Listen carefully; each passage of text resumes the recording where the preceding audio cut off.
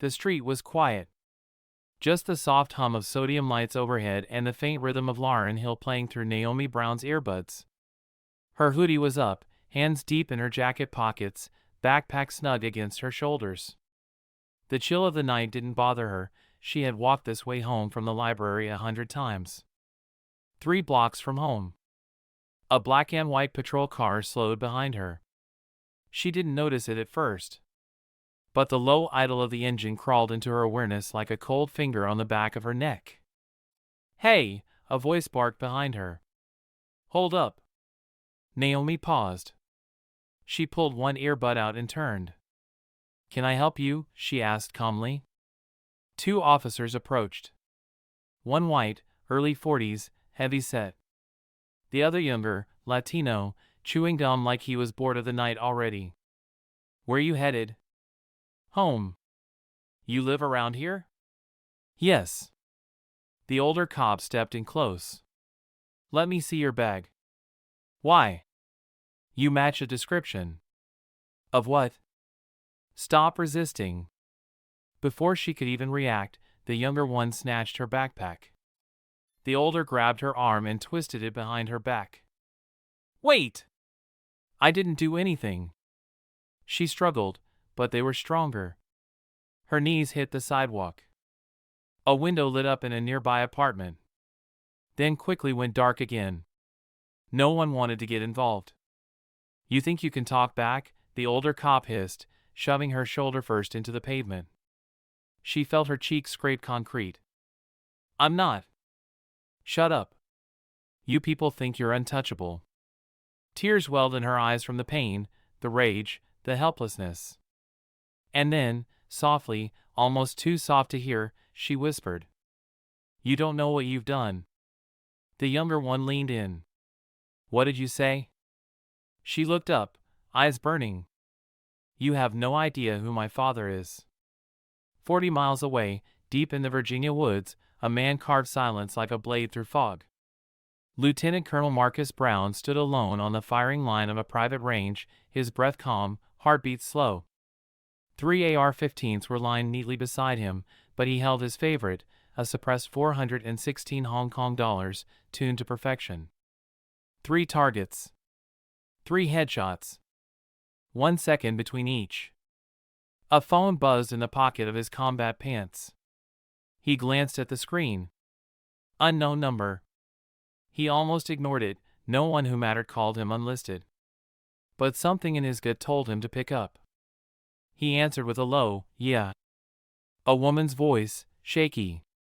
"Is this Marcus Brown? Naomi's father?" His spine straightened. "Who is this?" This is Ms. Fields. I live on 47th and Lincoln. I saw your daughter get taken by police. They threw her to the ground. She was screaming. Silence. Not even breathing. They said she resisted, but I know that girl. She's polite. She never causes trouble. I just thought someone should know. I'm sorry." Click. Marcus didn't speak. Didn't move. But his mind did. Like a war computer booting up. Calculating. Sorting through possibilities. Scenarios. Exit routes. Patterns. He picked up his phone again. This time, he called someone. No name, just a number burned into memory. It rang once. A voice answered, "Delta Dispatch. This is Viper 1. I need a local pull on Richmond PD, tonight's logs. Immediate." Confirmed. 5 minutes. Marcus looked at his rifle. Then at the 3 holes in the targets. He was calm. Dead calm. And that was the most dangerous thing about him. Naomi sat on the cold metal bench inside a holding cell that reeked of bleach and stale sweat. Her wrists were red, cuff marks visible even in the dim light. Her hoodie was torn. Her voice was gone. She had stopped crying 20 minutes ago. She just stared ahead. Focused. Waiting. The same officer who slammed her down, Sergeant Dale Huxley, stood outside the cell, sipping gas station coffee, laughing with his partner. She said, "You don't know who my daddy is," he mocked in a whiny voice. "Jesus, they always say that. What's next? Senator's kid? Judge's niece?" The younger cop chuckled. "Bet he's some preacher or community organizer. You know the type." Naomi just listened. She didn't speak. Not anymore. Because her father once told her something. When they think you're weak, they stop watching their backs. A click. Not a loud one, but sharp enough. The door to the precinct's front lobby opened, and the air in the room shifted like before a thunderstorm. Marcus Brown walked in wearing plain black, hoodie, cargo pants, boots. Nothing tactical. Nothing loud. But somehow, he made every officer in the room straighten just a little. His eyes moved slowly, calculating. Not aggressive. Not panicked. Just aware. A desk officer looked up.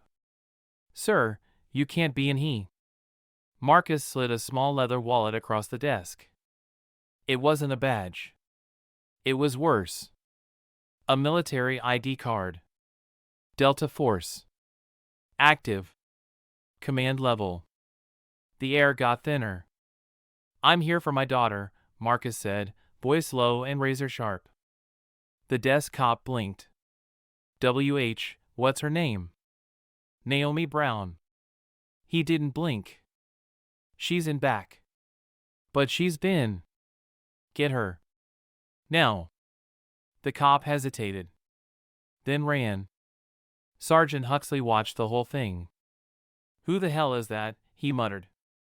His partner, suddenly pale, whispered, "I think we fucked up." They brought Naomi out slowly, like she was fragile glass. Her cuffs were off now, but the bruises remained.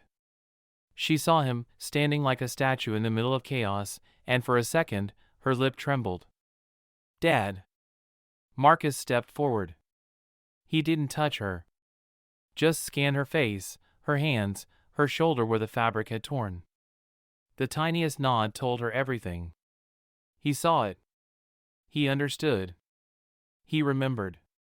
"Did they hurt you?" he asked, eyes locked on hers. She didn't speak. Just gave him a single, silent nod. Behind them, Huxley cleared his throat, trying to sound casual. "Sir, look, I don't know what she told you, but she resisted. She was mouthy. Matched a description. We were just doing our jobs." Marcus turned. Slowly. As if his body obeyed only after his rage passed through it. "What's your name?" "Huxley. Sergeant Dale Huxley." Marcus stepped in close, too close. Close enough to see the tiny pulse jump in Huxley's neck. "You put your hands on a 19-year-old girl. You slammed her to the ground. While she was unarmed. Alone. And didn't fight back. Now wait a minute, You assaulted the wrong girl." Huxley opened his mouth to speak again, but Marcus cut him off. "You see, you made two mistakes tonight. First, you underestimated her. Second." Marcus leaned in, voice like ice wrapped in gunpowder.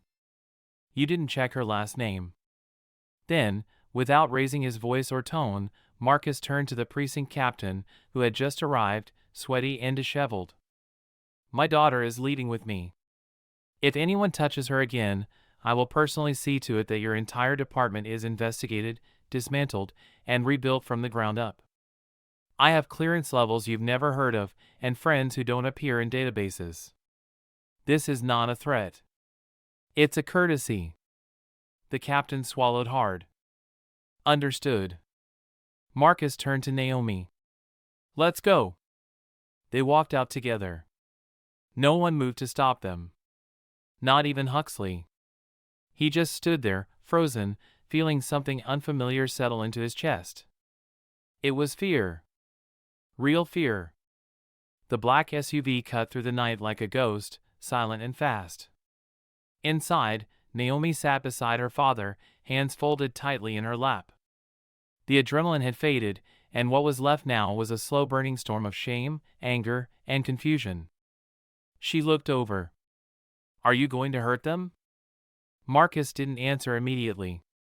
His eyes were locked on the road, but his mind was elsewhere, replaying every second of her pain like footage from a classified op. "I'm going to make sure they never touch anyone like you again," he said. "Whether that requires pain is up to them." Naomi stared out the window. "They looked at me like I was nothing. Like I didn't matter. Like I was dangerous just for existing." Marcus's voice dropped an octave. "That's because they're afraid of losing power. And when people like that get scared, they get sloppy. That's when we strike." She turned to him. "You're not just saying that, are you?" He glanced at her, and for a flicker of a second, the soldier disappeared, and the father remained. "I'm not a man who says things, Naomi. I'm a man who does them." Silence fell between them again. But it wasn't empty, it was loaded. Finally, she spoke. "So what now?" Marcus pulled off the road into an underground garage beneath a building that looked like an old warehouse. A retinal scanner lit up in blue. It scanned his eye. The metal gate rumbled open. "We don't just defend ourselves," he said. "We go on offense." The elevator they stepped into didn't have buttons. Only a key slot. Marcus inserted a black key. Turned it. The elevator descended. "You're not just my daughter," he said as the doors closed. "You're my legacy." She stared at him, not fully understanding what he meant. But deep below street level, in a room filled with screens, weapons, and files stamped top secret, she was about to find out. The elevator opened into a space that looked nothing like the outside world. It was all steel, screens, and silence. A private command post, built for war, not comfort. The walls were lined with weapon racks, encrypted servers hummed in the corners, and digital maps pulsed with real-time data. Naomi stepped in, her sneakers squeaking slightly on the polished concrete floor. "What is this place?" Marcus didn't answer right away. He walked to a control panel, typed in a long alphanumeric sequence, and brought the room to life. Monitors lit up with dossiers, security cam feeds, police databases, and surveillance footage. "This," he said, "is where justice actually happens." He tapped a screen. Up came Dale Huxley's personnel file. Then his partners. Then the captain. Their disciplinary records, internal memos, body cam logs, all of it. Marcus looked at his daughter. "Want to see how deep this goes?" Naomi stepped closer. She read Huxley's file. Complaints of excessive force. Misconduct. 2 settled lawsuits. All buried under lack of evidence. "They've done this before." Marcus nodded. "And they were protected." "Not anymore." Naomi felt something rise in her chest, not fear, not anger, power. "You're going to expose them?" "I'm going to do more than that." Marcus clicked another screen. It showed a blueprint of the precinct. Entry points. Schedules. Patrol rotations. "I'm going to send a message to every cop like them in this city. If you touch one more innocent person, we'll be watching.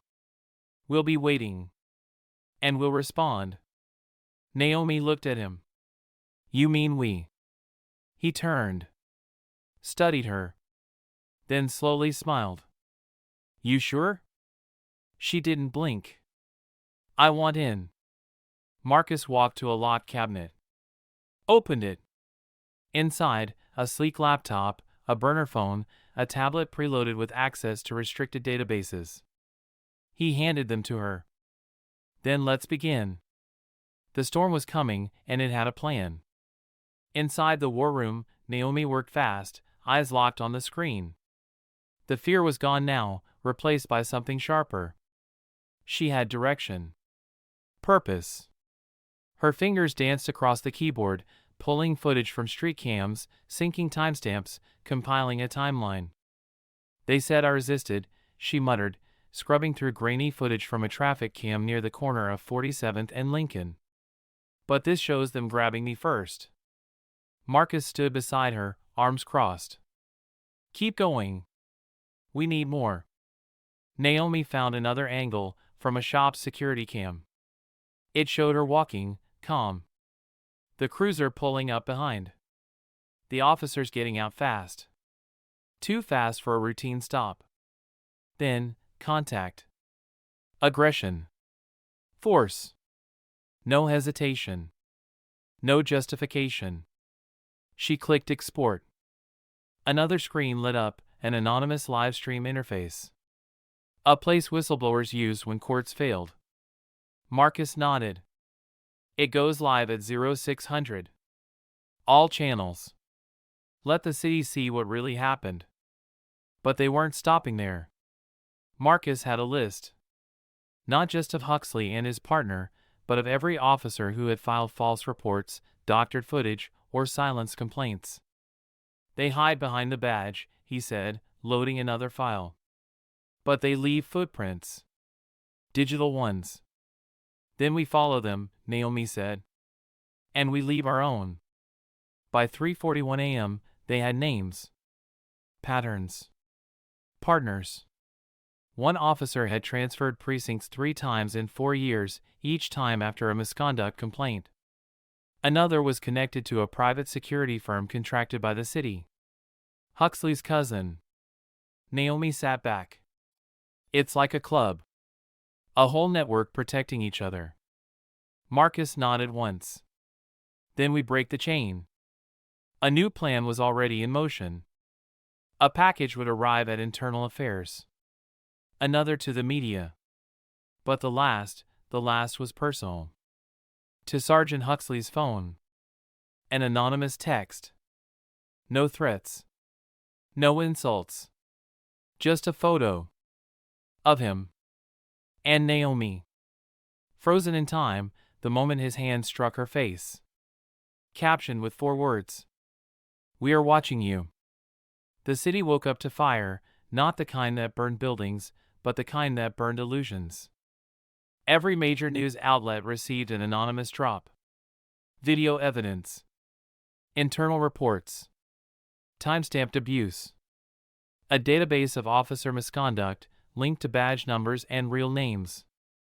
It spread like digital wildfire. On social media, a video clip of Naomi, thrown to the pavement, played on repeat. Paused at the moment her face hit concrete. Paused again when her voice cut through the noise. You have no idea who my father is. At the Richmond Police Department, chaos exploded. Reporters swarmed the gates. Internal Affairs launched an emergency investigation. The precinct captain resigned by 9 a.m. By noon, 4 officers, including Huxley, were suspended pending federal review. But none of them had slept. Not after the text. Huxley hadn't left his house since.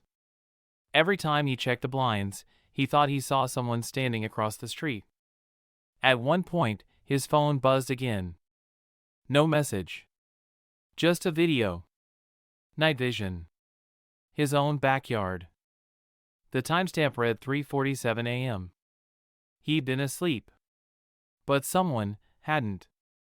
Meanwhile, in the hidden bunker, Naomi watched it all unfold with a quiet kind of satisfaction. Not revenge. Justice. They're scared, she said. You can see it in their eyes. Marcus nodded. Good. Fear is the only language they've ever understood. He turned off the main monitor. The war room dimmed. But this isn't over. They'll try to bury it. Discredit it. Gaslight the public. Naomi stood beside him. Then we stay ahead. We build something. Something bigger than just you and me. He looked at her, really looked. And in her, he saw the future. You want a mission? He asked. She didn't hesitate. Give me one. And that was how it started. Not just a reckoning. A resistance. One built not on rage, but on clarity, precision, and unshakable purpose. They messed with the wrong girl. And created something they couldn't control. Fade to black.